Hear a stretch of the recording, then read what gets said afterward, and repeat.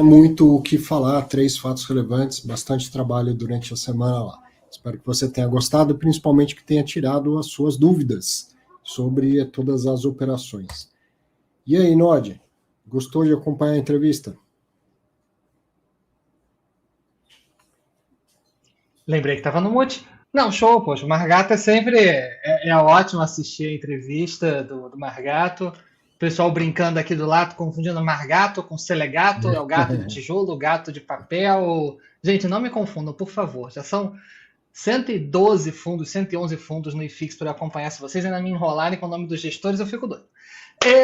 Mas vamos lá. Uma dúvida que eu vi algumas perguntas nessa direção, digamos assim, e eu acho que vale a pena explicar que não é que os cotistas do GTIS, pelo menos é a minha interpretação, virarão cotistas automaticamente do HGLG.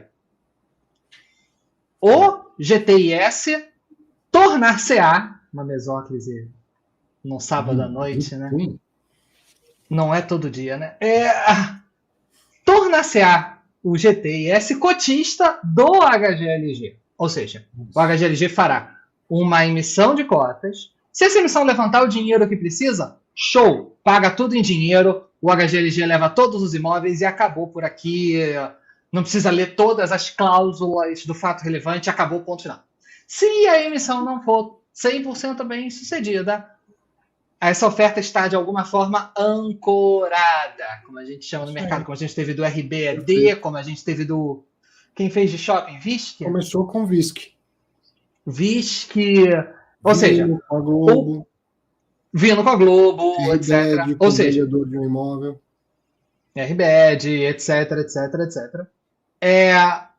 O GTIS vai colocar, né, os seus imóveis como pagamento por cotas. Então, ele vai receber cotas do HGLG. Então, o GTIS, pelo menos no D0, que nem vai ser D0, já vai ser um D90, já deve ter passado uns 90 dias até tudo isso acontecer, mas num primeiríssimo momento, a troca é só...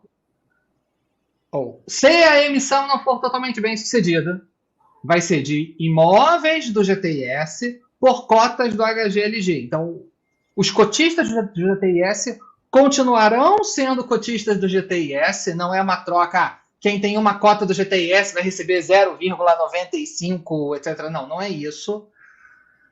Pelo menos não num primeiro momento. Então, e aí se encerra a transação fechada. A HGLG sai do circuito, leva seus imóveis e morreu. Né? Morreu o assunto para ele. No GTIS é que pode-se, então, haver uma discussão nos seus poucos 145 cotistas, o que faremos com essas cotas, que agora o fundo não tem nada a não ser cotas. Virou, num momento bizarro, um FOF de um fundo só. Todo o patrimônio dele é só uma cota, um único fundo, um conjunto de cotas do HGLG. E aí ele pode, sim, ir aos pouquinhos e vendendo e transformando em dinheiro para fazer outra coisa, ou ele pode até fazer a chamada liquidação física, que é algo que a gente raramente vê, mas num fundo com muitos poucos cotistas é possível que a gente veja. Mas está acontecendo no PATC, né? No VELOL, provocado pelo PATC, está acontecendo no VELOL. Sim. Mas não é algo que historicamente a gente vê no fundo de varejo. A gente já viu isso outras vezes em fundos muito restritos, etc. Agora a gente está vendo isso mais no varejo. O que é a liquidação física, para quem quer entender? É quando, em vez do fundo vender o seu patrimônio e pegar o dinheiro e distribuir para os cotistas e encerrar a sua atividade, ele pula a parte da venda. Ou seja, ele entrega o seu patrimônio para os cotistas. Então, no caso, aí sim você poderia ter uma discussão de o GTIS tem X cotas do HGLG. Então, para cada cota do GTIS, os cotistas vão receber X cotas do HGLG.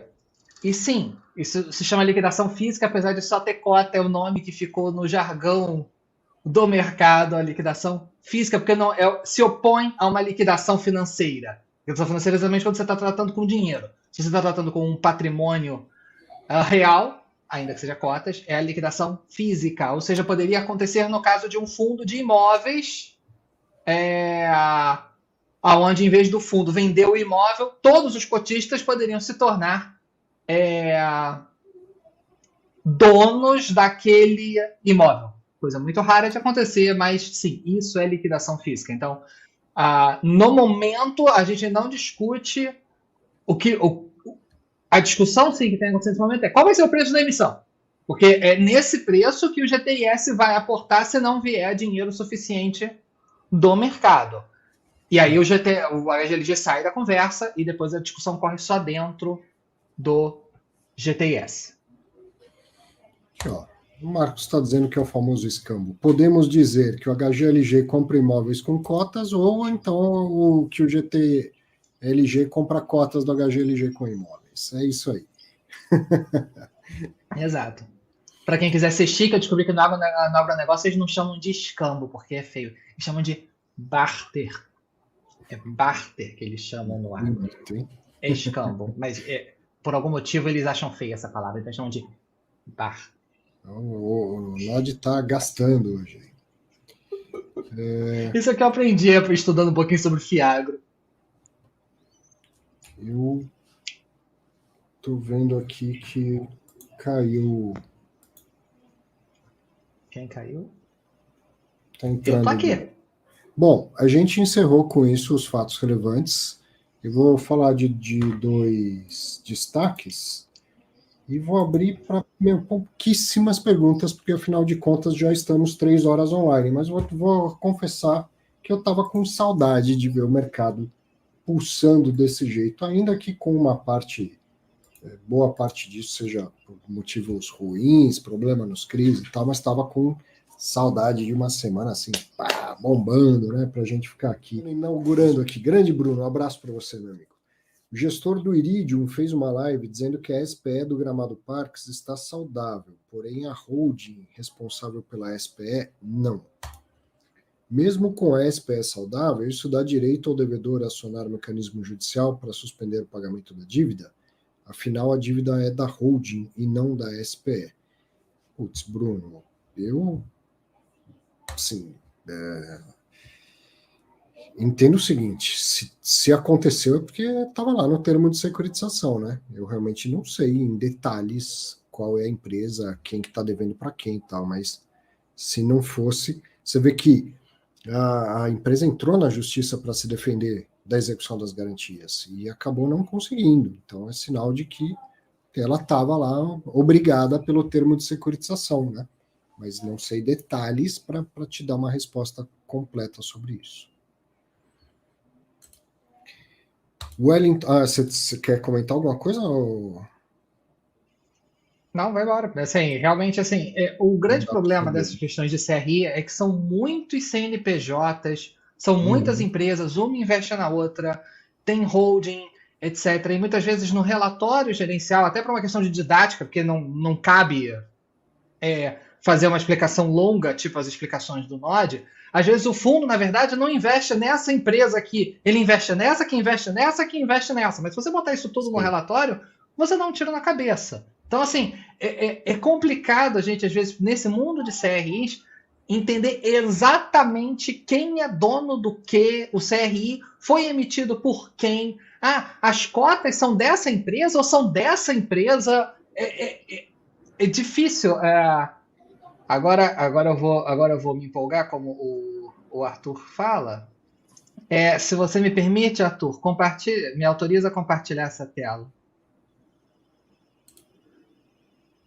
É assim. Isso foi dica do André Bassi aqui no chat da live. A gente às vezes tem que fazer isso quando a gente se resolve entender mercado de CRI. Que às vezes são empresas até com nomes parecidos, mas que são CNPJ diferentes e que têm composições de sócios diferentes. Então, assim, não é simples organizar isso. Tem realmente que sentar e colar na parede para entender exatamente quem é dono do quê, quem está emitindo, quem é garantidor, quem é fiador, etc, etc, etc. Isso aí.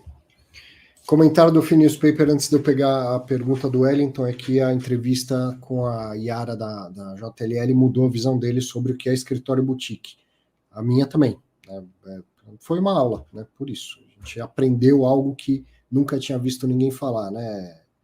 E não à toa também, ela foi bem clara dizer que está tudo em construção, vamos dizer assim, sobre a conceituação do que é um boutique. O Wellington Tunes, ele não entendeu direito essa transação.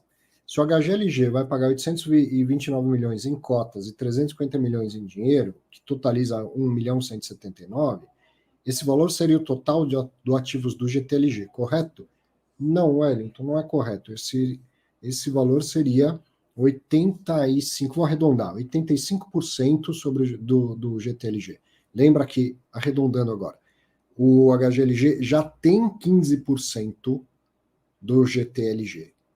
Então, ele tem a comprar os outros 85%. Então, 1.179 é 85% do patrimônio líquido atual do GTLG, certo? Mas ele continua com a dúvida. E a dívida restante que virá para dentro do HGLG não deveria ser subtraído dos 829 milhões? Acrescida, né, Wellington? Acrescida, sim. Você quer me vender o seu carro, só que ele está financiado. Então, seu carro vale 50 mil, mas você ainda está devendo 25 mil para o banco. Eu falo, eu compro seu carro, mas eu vou pagar 50 pau, certo? Pago 25 para você e assumo a dívida dos outros 25. Então, a dívida você acrescenta, certo? Não sei se ficou claro isso. E aí a dívida vai para dentro do HGLG, uma parte dela, né, para a alavancagem não ficar grande demais. Né?